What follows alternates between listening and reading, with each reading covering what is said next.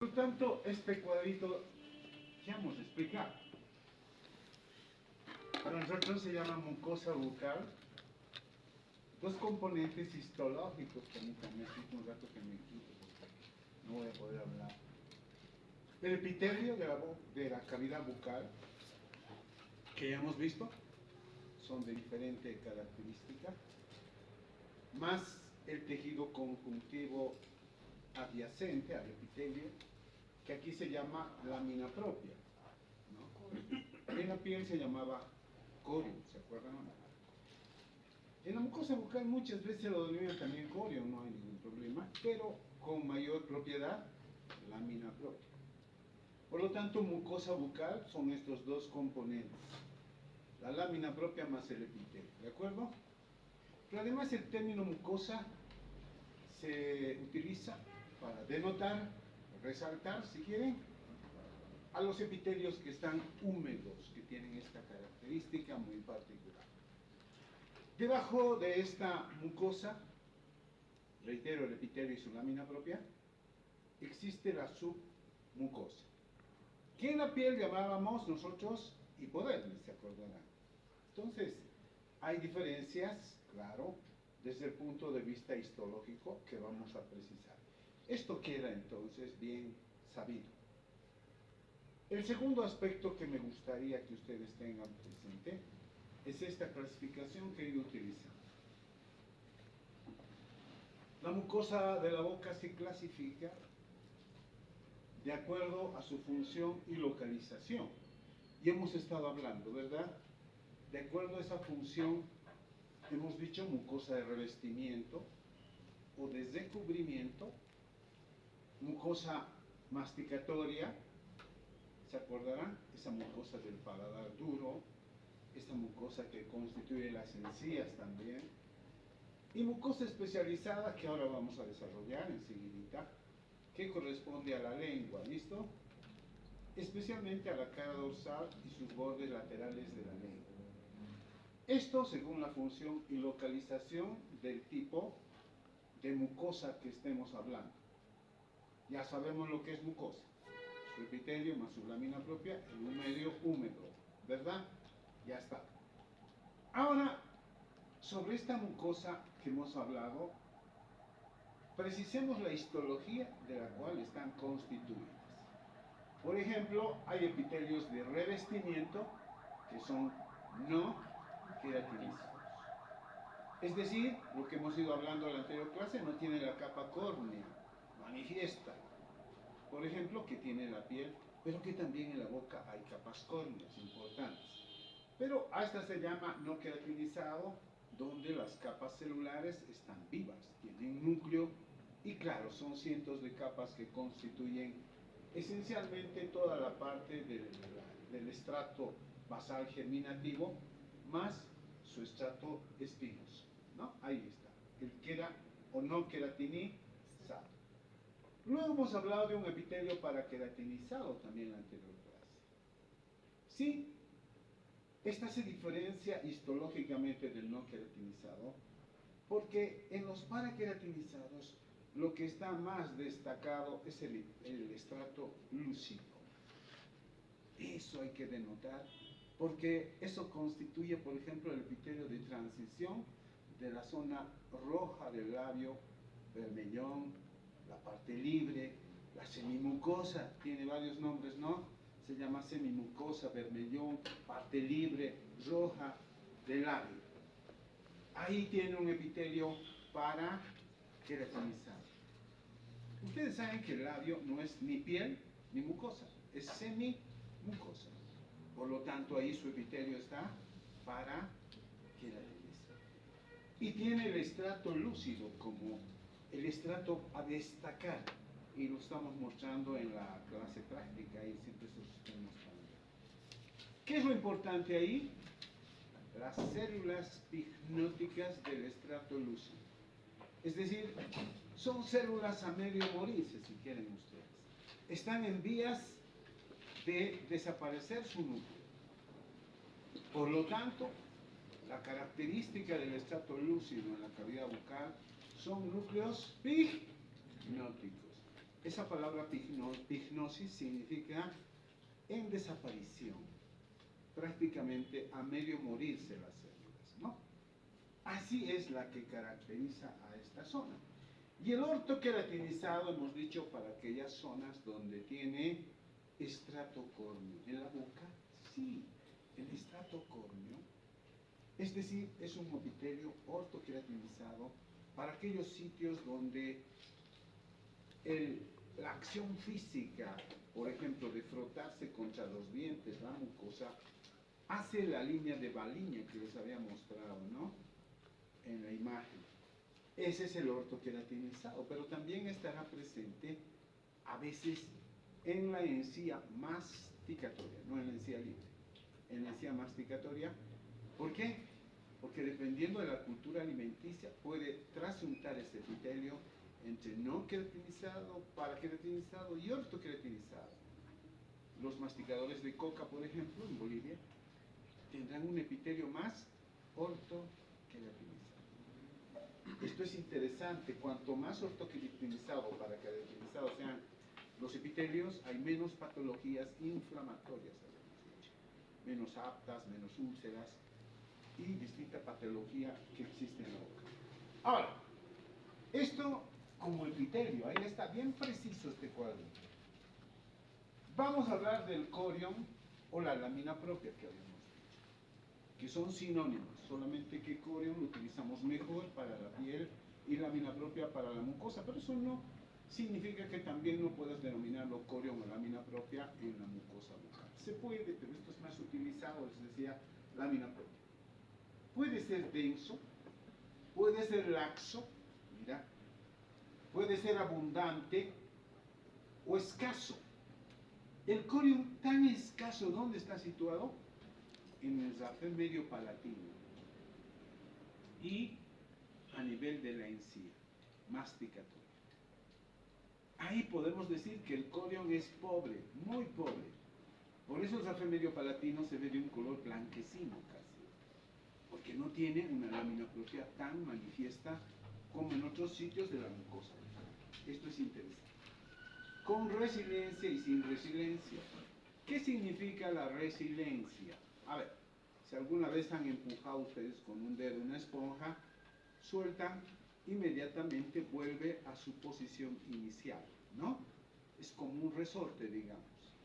En la cavidad bucal hay muchos sitios que tienen resiliencia y hay otros que no tienen resiliencia. Las paredes laterales de la boca, la mucosa del labio tiene resiliencia. Si presionan un poquito, volverá a su estado anterior. En cambio, la zona del zafé medio palatino de la mucosa masticatoria no tiene resiliencia, porque es escaso su corión. Si en este sitio, alguna vez cuando ustedes hagan las prótesis, las plaquitas que llamamos para reponer los dientes, no tienen un alivio en esta zona del zafé medio palatino de la que presione, seguramente podrían producir úlceras, porque se evita la vascularidad, porque es pobre la lámina propia o corión, y cualquier presión mínima que sea, siempre produce muerte de las células y se producen úlceras. Entonces la resiliencia es importante por la presencia de esa lámina propia que habíamos estado hablando. Y esto va a tener su aplicación cuando ustedes estén en cursos superiores y sepan en qué sitios aliviar y qué sitios no. Importante. De acuerdo a la fijación, hay una lámina propia o corión que puede ser fija o adherida o móvil. En esta región de la encía masticatoria no es móvil la mucosa. En cambio, en la pared lateral de la boca, el labio, sí es móvil, podemos moverla. Ahora, de acuerdo al tipo de las estructuras, esto en el paladar duro hemos visto por la presencia, por debajo del epitelio y el tejido conjuntivo, puede presentar tejido adiposo, y de esa manera hemos visto que en el paladar duro existe la zona adiposa o glandular, que es la parte más posterior del paladar duro, y la zona del paladar blando donde existen gran cantidad de glándulas palatinas. Entonces este cuadrito nos va a marcar de aquí para adelante todo lo que vayamos a hablar. ¿De acuerdo? Es un recordatorio, ya lo habíamos visto, hemos ido repasando todo este tipo de... Ahí está, tal vez para recordar un poquito nada más. Aquí están los tipos de epitelio que habíamos visto. Este es el epitelio no queratinizado. En una gráfica, en un esquema, miren las células vivas. En un epitelio paraqueratinizado se puede ver el estrato lúcido, pero con núcleos pignóticos. Y este es el ortoqueratinizado, donde las células están muertas, no tienen núcleo, ¿no? Así es. Después, claro, hemos visto lo mismo, el estrato espinoso, con desmosomas, todo aquello, ¿no? Aquí está un poquito para revisar lo que es el vestíbulo, la mucosa de revestimiento del labio, la cara interna del labio, la mucosa del proceso alveolar, la mucosa del labio también, perdonen, la foto no se ve bien por esta luz. Miren, la zona también del labio, la parte mucosa, y aquí la semimucosa. Aquí la mucosa del proceso alveolar, que es de revestimiento, por supuesto. Revestimiento, revestimiento, revestimiento. Y aquí tenemos la zona del paladar blando, del istmo de las fauces, toda esa región, que tiene epitelio y revestimiento, excepto detrás de la úvula, que hoy día vamos a hablar, que tiene epitelio respiratorio, ¿no? El piso de la boca es epitelio revestimiento, el dorso de la lengua es revestimiento, ¿eh? Y es un epitelio el más delgadito, diríamos así, de tal manera que por la translucidez se puede ver hasta las venas raninas, ¿no? Entonces es un epitelio el más delgado que está dentro de los revestimientos de la cavidad bucal. Y luego, claro, esto es lo mismo, hemos visto el istmo de las fauces. Y hemos ido revisando la mucosa revestimiento, miren eso. Epitelio no queratinizado, mayor número de capas celulares, pero que sus células tienen núcleos, eso no nos vamos a olvidar. El corión laxo, semilaxo, ahí está. Crestas epiteliales menos frecuentes, profundas que la mucosa masticatoria, pero no nos olvidaremos lo que hemos hablado, las fibras colágenas del tipo 1 que se van a insertar transversalmente, llamadas fibras de Sharpey, que evitan que haya arrugas en la cavidad bucal. No se forman arrugas, no hay pliegues en la cavidad bucal. Gracias a esto. Y hemos dicho que eso vamos a preguntar en el examen parcial, ¿verdad? Ahí está. La submucosa bien definida puede contener glándulas salivales, adenómeros de las glándulas, y dependiendo de dónde encontremos, pueden ser glándulas labiales, glándulas yugales de la pared, molares si están más atrás, palatinas si están arriba. Tenemos miles de glándulas pequeñas que se van a abrir ahí, ¿no? Ahí está. Vamos a hablar de las glándulas en sí mismas. Aquí ya para remarcar al epitelio, lo mismo, solamente que estamos denotando el epitelio. Aquí estoy viendo lo que significa la submucosa, ¿no? Lo hemos coloreado para que se note mejor la submucosa de lo que ya hemos hablado, son lo mismo. Esta es la submucosa donde hemos dicho hay adenómeros de las glándulas. Y no te olvides, adenómeros es la parte principal secretora, fabricadora de la saliva, porque más arriba están los conductos, ¿no? No nos vamos a olvidar. Ahí está, esta es la submucosa, la hemos coloreado. Y aquí está la lámina propia o corión de un color amarillo para denotarla ya en la observación microscópica. Y el texto es el mismo, no estamos cambiando nada. Y después los labios, habíamos visto también que bien, por fuera tiene piel, adentro pues vamos a encontrar que en la lámina propia o corión importante, y más adentro lo que vamos a encontrar en la parte tegumentaria de la piel será la hipodermis, ¿no? Donde hay tejido adiposo, pero aquí inmediatamente vamos a encontrar músculo estriado esquelético que corresponderá al músculo orbicular de los labios, ¿no? Que es estriado esquelético que obedece a la voluntad. Ahí está todo lo que hemos hablado. En los labios también habíamos visto, ahí está un esquemita muy bonito. Esta es la parte tegumentaria que estamos observando en nuestro laboratorio en estos días. Es piel delgada, no nos olvidaremos. La piel delgada se caracteriza porque no tiene estrato lúcido, ¿no? Es lo más típico que hemos dicho. Hay glándulas sebáceas, las unonas pilosebáceas, las glándulas sudoríparas, todo aquello se observa maravillosamente hasta llegar a la zona de la semimucosa.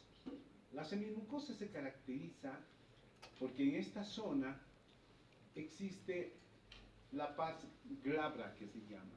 ¿Y qué se llama la paz glabra?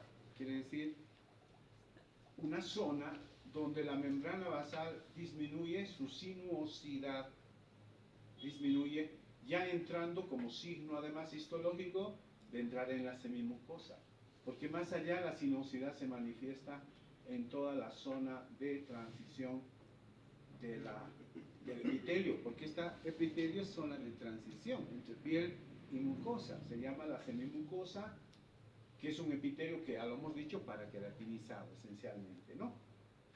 Y de pronto, al entrar con la mucosa, hay una característica también, que empieza a manifestar mayor repliegue de la membrana basal, llamada la pars villosa.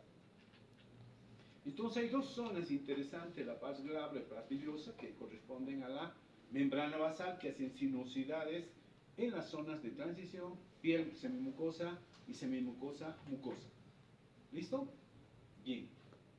En la zona de la semimucosa, que hay que ponerle mucho énfasis, en el corium o lámina propia, aquí está la pregunta del examen también. No existe ninguna glándula salival, por favor. En la zona de la semimucosa no existen glándulas salivales. De ahí que es necesario en cada instante, sin darnos cuenta, nosotros estamos humedeciendo con la lengua la parte de semimucosa. ¿De acuerdo? No se van a olvidar. ¿Cómo se lubrifica, se humidifica la zona de la semimucosa?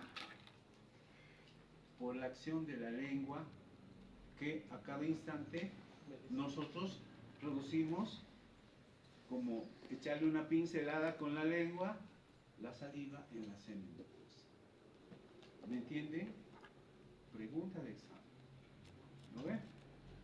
No existe entonces en la lámina propio corium ninguna glándula salival, por favor. ¿Listo? La lubrificación de esta zona de la semimucosa se realiza por la acción de la lengua. Les voy a poner cualquier cosa. Ustedes digan, es la lengua la que humidifica. ¿No? Ahí abajo no existe en la zona de semimucosa ni pelos, ni glándulas sudoríparas, ni glándulas sebáceas.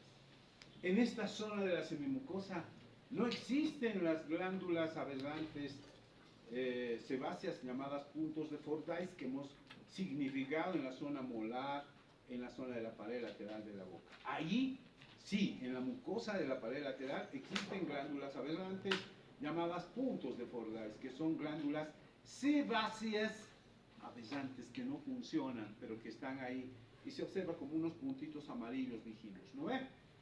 Pero en la zona de la semimucosa no existe ningún anexo, por favor. ¿Me están escuchando? Lo único que existe en esta zona, y quizás hay que destacar, es una vascularización muy importante, formando plexos vasculares venosos arteriales en esta zona que le dan irrigación importante a esta zona. Por eso que por la translucidez de estos vasos sanguíneos y los plexos vasculares y lechos vasculares que producen, se ve por la translucidez un color rojo. Por eso se dice a los labios la zona roja del labio. ¿Me entienden? ¿Por qué se dice zona roja? Por la translucidez de una gran vascularización en la zona. ¿Me escuchan? ¿Sí? Es importante esta zona de transición del labio. Y esto lo recordaremos cuando estemos ya en cuarto año, si Dios quiere nos vemos. Yo les voy a preguntar, especialmente para hablar del cáncer, ¿no? El cáncer en la boca tiene predilección, y no sé por qué, las zonas del cáncer, no solamente en la boca, sino en otras regiones del organismo. Por ejemplo, el cáncer más frecuente es el cáncer de útero, ¿no? Y justo se produce en el hocico de Tenca entre la transición de la mucosa vaginal y la mucosa uterina, que son dos tipos de epitelio distintos. En esa zona es donde se produce el cáncer. En la boca, en el labio, en la semimucosa, ¿no? Entonces vamos a tener en cuenta estos aspectos histológicos importantes. Ahora, en la parte mucosa del labio, el tema es mucho más sencillo de poder observar, porque es un epitelio de revestimiento, porque tiene abajo una lámina propia o corium o mucosa, parte de la mucosa, perdón, que ya la conocemos con la presencia de adenómeros de glándulas salivales en toda esa región, ¿no es cierto?, de la submucosa. Es un tipo de mucosa que es resiliente, según lo que hemos clasificado, y móvil además, ¿no? Tan móvil es que podemos inclusive soplar, ¿no? ¿No? Es como un fuelle todo esto. Toda esta zona, no es nada extraordinario. Y en esta zona están presentes también las fibras colágenas transversales, importantes para evitar que haya pliegues, ¿no? No nos vamos a olvidar de eso. Después, bueno, el tejido conjuntivo ya lo conocemos. Y más profundamente está el músculo orbicular, con una característica para diferenciarlo de la pared lateral de la boca. Si encontramos fibras cortadas en forma transversal, se trata del labio, porque eso corresponde al músculo orbicular. Como el orbicular tiene esta disposición en un corte transversal, lo vamos a encontrar a las fibras musculares estriadas esqueléticas cortadas de esa manera. Y no nos olvidamos, ya sabemos reconocer el músculo axial, con núcleos periféricos, unos con núcleos, otros sin núcleos, etcétera, todos del mismo tamaño, ¿no? Eso es lo que corresponde al labio. Entonces acá ya lo hemos hablado, ahí está. Esta es una foto maravillosa del Atlas de Di Fiori. El Atlas de Di Fiori es uno de los textos que amo yo prácticamente, es con el cual he aprendido histología, ¿no? Es un texto maravilloso, es un texto argentino. A ver si lo encuentran, su texto y su Atlas. Están en la biblioteca también, a ver, sáquenlo. Y aquí está, miren, el músculo orbicular de los labios. Tenemos la zona de transición, ahí está. El epitelio del labio, que es paraqueratinizado en esta zona. La zona de la mucosa de revestimiento, ahí está. La lámina propia o corium. Ahí están las glándulas salivales en la profundidad de la submucosa. Aquí está, miren, tan gran cantidad, que son las glándulas labiales. Todo eso caracteriza a esta zona. Y esta es la zona tegumentaria, miren. Ahí está la paz glabra, la paz lisa, todo eso, pelo, todo eso que corresponde al tegumento, ¿no? Entonces, este es el labio, entonces, en un corte transversal. Al labio siempre lo vamos a estudiar de manera transversal, nunca de manera longitudinal, si no, no veríamos el epitelio, nada de aquello, ¿no? Entonces, queremos observar toda esta zona. Y así están nuestras laminitas arriba también. Ya está una parte del tegumento de la piel delgada. Aquí está la mucosa bucal, miren qué gruesa la mucosa bucal, pero las células tienen su núcleo, ¿no? A mayor aumento también son fotos. Y esto que ya lo hemos mencionado en la anterior clase, ¿verdad? Para significar que en la cavidad bucal, si bien existen las 4 tipos de formas celulares que ya hemos mencionado, que están dentro de la mucosa bucal, al igual que en la piel, al igual que en los tegumentos, las mismas células están presentes. Solo que hay que destacar en la mucosa bucal que existen células progenitoras en el stratum basal, algunas que se especializan en células germinales de amplificación, y estas van a empezar a crecer hasta convertirse en células maduras del estrato espinoso, del estrato y etcétera, ¿no? Más arriba. Esto ya lo hemos dicho, todo eso. A ver, ¿qué más? Bueno, ya hemos visto estos dibujitos, hemos visto la mejilla en la anterior clase, un poquito para recordar, nada más. La línea de Baliña, miren qué blanquecina se la ve, ¿no? Sí, es una línea donde rozan los molarcitos, todo aquello, y nos mordemos o masqueteamos a veces, y se hace un epitelio orto.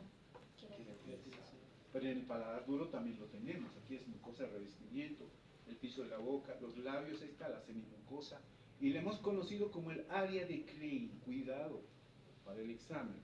Toda esta zona donde las niñas ponen su delineador por ahícito, ¿no ve?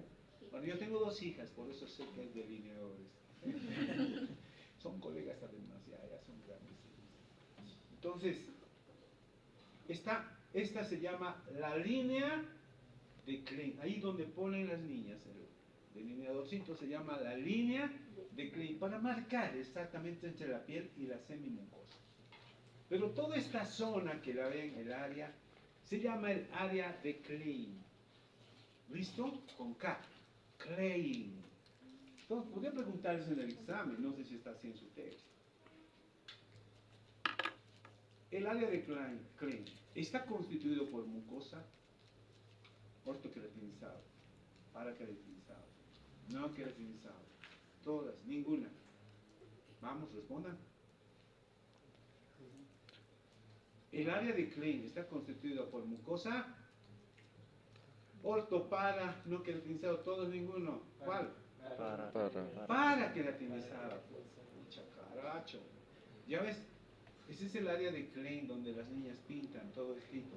No van a pintar hasta adentro, no pues, sino hasta donde los labios coaptan una con la otra. Hasta ahí nomás se pone el colorante, ¿verdad?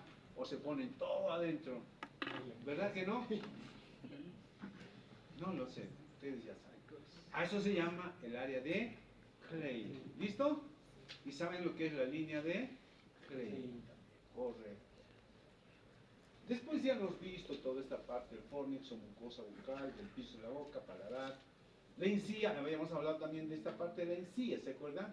La textura de piel de naranja, todo eso se los he dicho, ¿no? Que corresponde a la encía masticatoria, y por eso se ven como si fuera piel de naranja, por la membrana basal, pero la mucosa es adherida. Y es una mucosa masticatoria. La mucosa masticatoria entonces constituye la parte de la encía masticatoria o insertada, que se dice ahí está, y la parte del paladar duro, la zona especialmente donde están las rugas palatinas, ¿no? Ya. Porque la mucosa alveolar, ya lo hemos dicho, a ver, vamos a... Esta mucosa alveolar que cubre el hueso apófisis alveolar está considerada mucosa revestimiento, ¿no? Revestimiento. Y aquí la encía libre, bueno, que tiene otro tipo de mucosa, no queratinizada, igual que la adherencia epitelial, ¿no? Bien, todo esto ya hemos hablado. Ahí está, para traerles de recuerdo nada más. Aquí están las rugas o arrugas palatinas, que tiene epitelio masticatorio, es un epitelio orto. Este es el rafe medio palatino, que tiene pobre lámina propia, hemos dicho, o corio. Pobre, casi nada, parece epitelio adherido al hueso, nada más. Pero es muy pobre, está chiquito. Es rafe medio palatino, es la papila incisiva. Este se llama, por debajo, como es un epitelio que participa de la masticación, porque aplastamos una papita que comemos cocida, aplastamos la lengua contra el paladar duro, ¿no? El paladar duro está participando del aplastamiento, de la trituración de los alimentos también. Por eso que esta zona, si es epitelio ortokeratinizado, tiene que tener por debajo a manera de un colchón para que no se, como diríamos, no sea agresivo, esos traumas físicos contra el epitelio. Tiene que tener un buen colchón. Y ese colchón por debajo es una submucosa con abundante tejido graso. Por eso se llama zona adiposa del paladar duro. ¿Listo? Zona adiposa. Más allá de las rugas palatinas, se llama zona glandular. Sigue siendo un poquito el paladar duro, pero tiene glándulas salivales. Palatinas, que se llaman. Y este es el paladar blando, que también tiene glándulas salivales palatinas, ¿no? ¿Ya? Es mucosa de revestimiento toda esta zona, hasta el pelo del paladar o istmo de las fauces, que se llama así. Bueno, ahí está el paladar de verdad, y ahora una foto. Las rugas palatinas, el rafe medio palatino, la papila incisiva, la zona adiposa, la zona glandular, importante, ¿no? No nos vamos a olvidar toda esta zona. Ya hemos visto todo esto. Bueno, entonces, ahora sí nos metemos a ver la lengua, la mucosa especializada, ¿no? Que corresponde a la lengua. Miramos también lengua. Entonces esta, a ver, vamos a ver, no. Estas son las amígdalas que también tengo que hablar enseguida. Aquí está la lengua.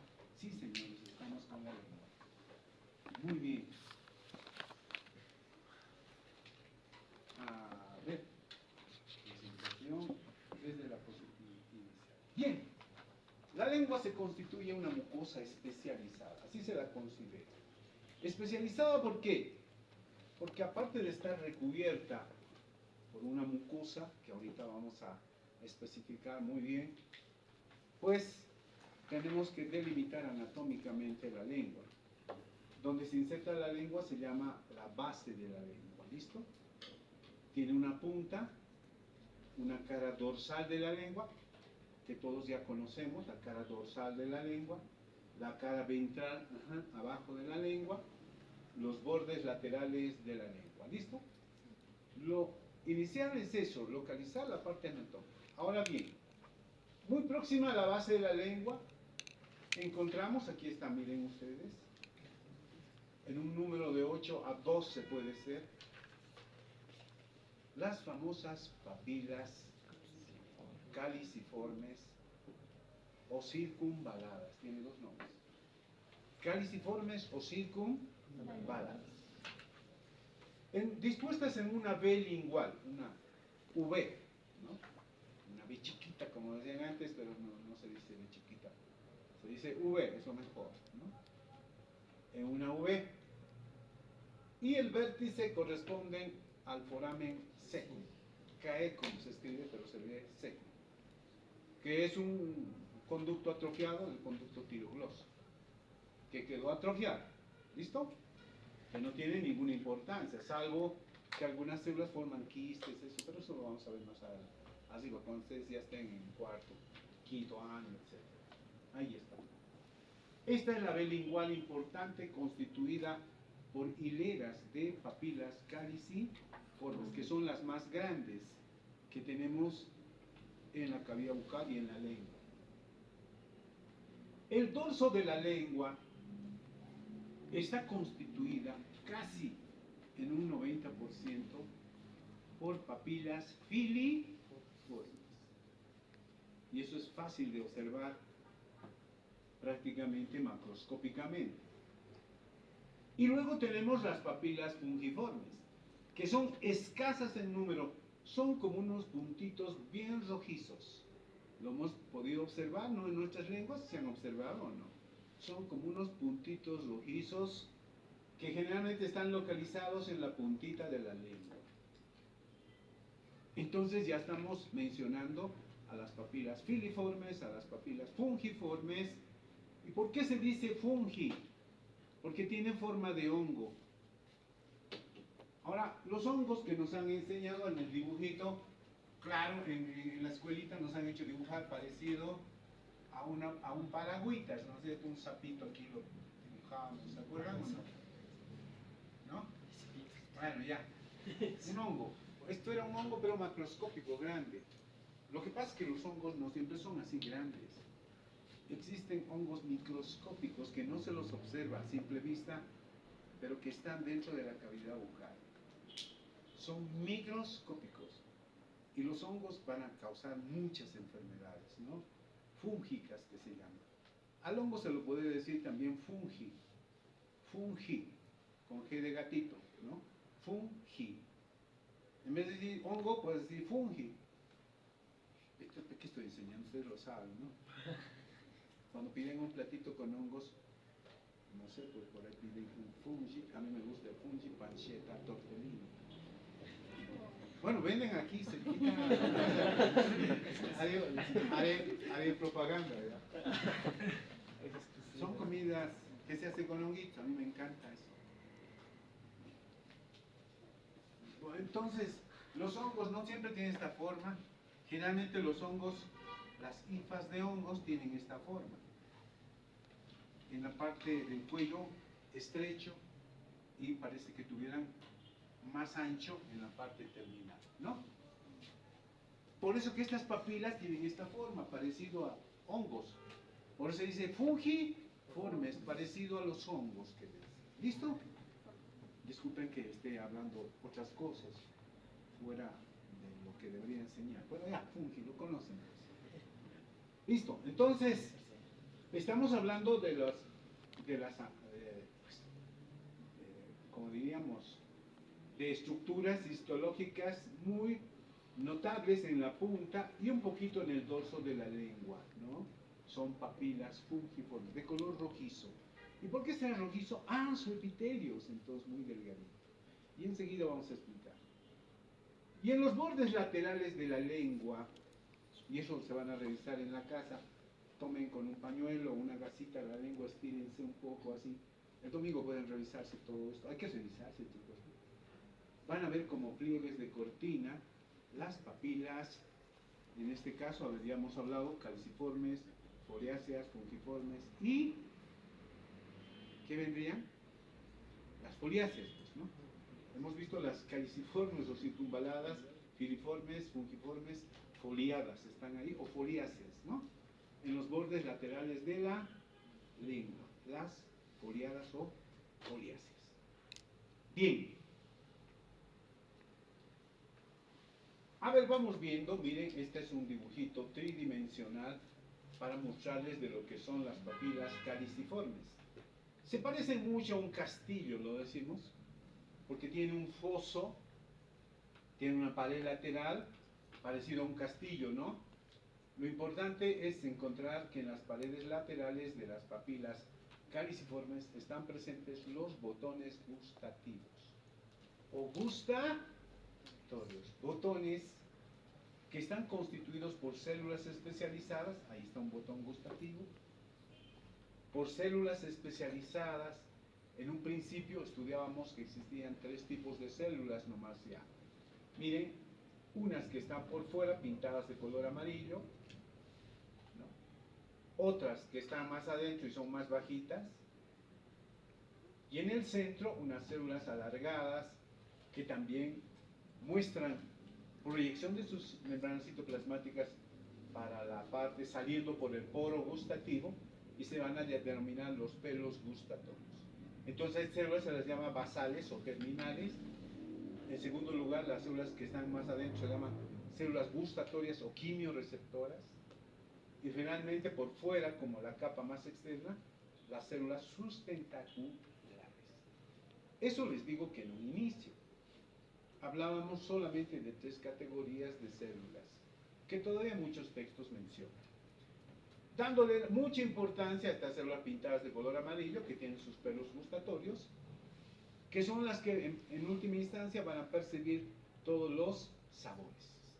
¿Listo?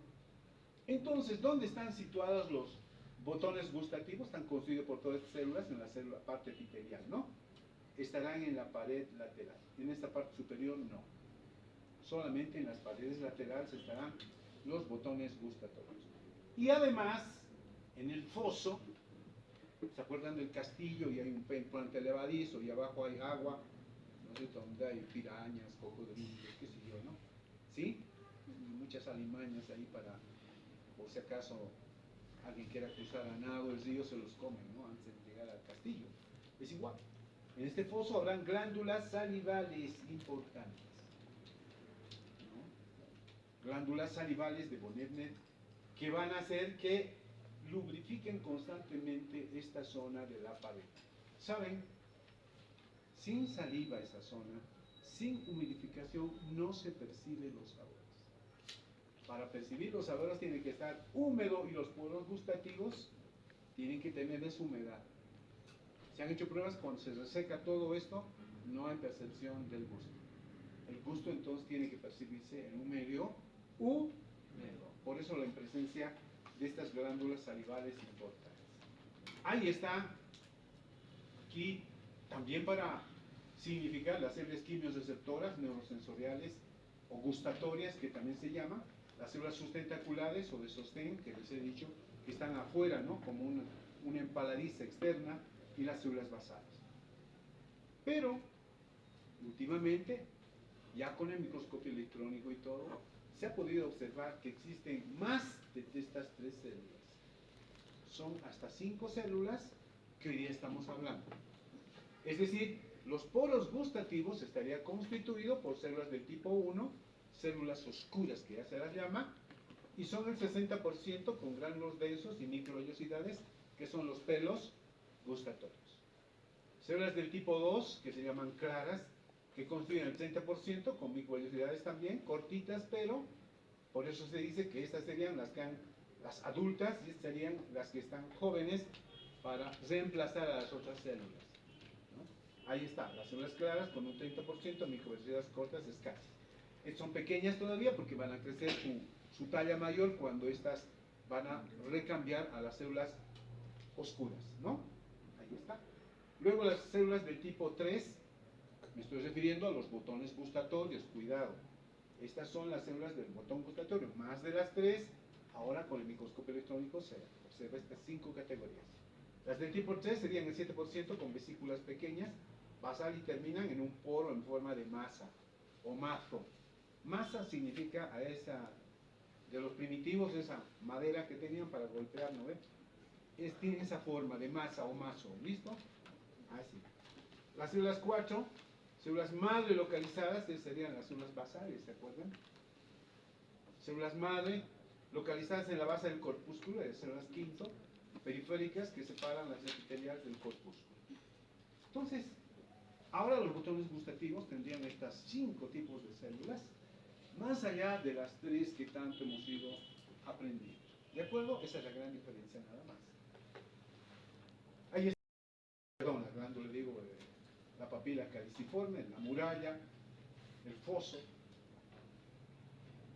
Y bueno, ¿qué sabores se puede percibir en la lengua? Hemos dicho, amargo en la parte donde están situadas las papilas caliciformes, ácido en esta porción lateral y si quieres de la lengua, salado en la parte anterior de la lengua cerca a la punta y dulce en la punta de la lengua. Estas serían las zonas de percepción de las diferentes formas de gusto. Y el picante, ¿cómo se percibe el picante? Nosotros que somos picanteros aquí en La Paz y todo eso. ¿Qué es el picante? ¿Cómo es ese sabor? ¿Por qué? Y todo eso, ¿no?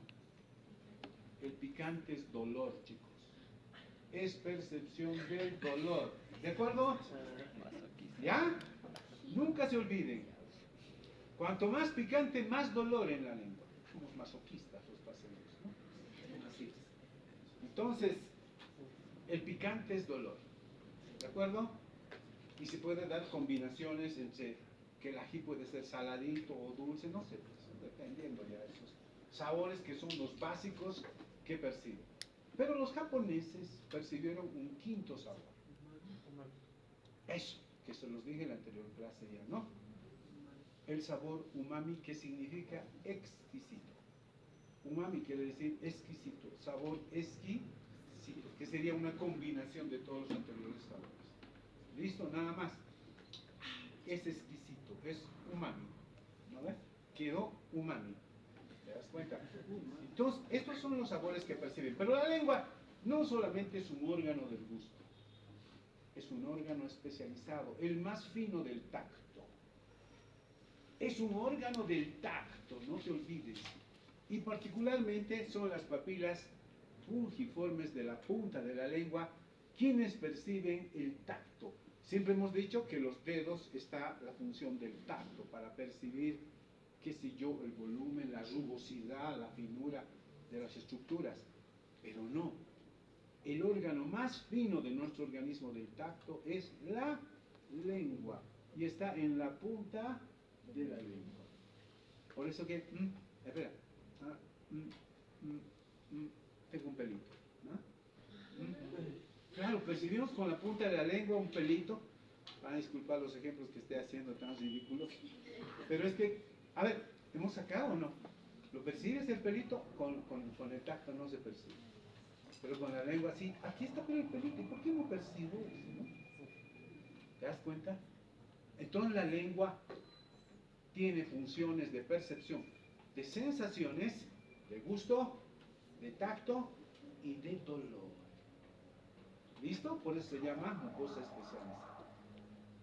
Una papila solita puede producir un dolor tremendo. Una sola papila. Por eso no nos olvidemos, la lengua percibe por excelencia los sabores, el tacto y el dolor. No se van a olvidar, chicos. Ahí está. Esa es la lengua. Ahora, de todas las papilas, las únicas que no tienen botones gustativos son las filiformes. ¿Y por qué las filiformes? Ahí está, ¿no? La lengüita es la parte lateral. La foto no está muy bien. Esta luz, pues no.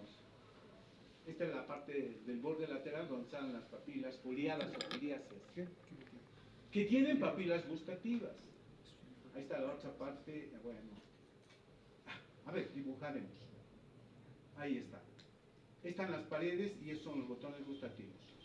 Las papilas caliciformes están cubiertas de un epitelio de revestimiento. ¿Listo? Y tienen entre ese epitelio botones gustativos. No nos vamos a olvidar. Ahí está. Sus glándulas en el foso, ¿no? En el sulco o surco que se llama, donde humidifican. Estas son las papilas caliciformes. Miren. Ahí están los botones gustativos en las paredes. Es el corium o la lámina propia, epitelio de revestimiento. Y ahí está el conducto excretor de esas glándulas. Aquí tenemos las papilas fungiformes. Miren, estrecha esa partecita. Está recubierta también de epitelio de revestimiento, las fungi. ¿Listo? Los botones de color rojito que les he dicho. Y tienen botones gustativos. Las papilas fungi sí tienen. ¿Listo? Solamente que el epitelio es muy delgadito, por eso se ve de color rojito. El epitelio de revestimiento es el más delgadito de todas las papilas. ¿Cuál papila tiene el epitelio de revestimiento más delgado? Las fungiformes, no te olvides. Por eso se ve de color rojito por la translucidez de la vascularidad. Bueno, esto es para significar la presencia de conductos excretores de muchas glándulas. Ahí está, los adenómeros de las glándulas. Papilas caliciformes.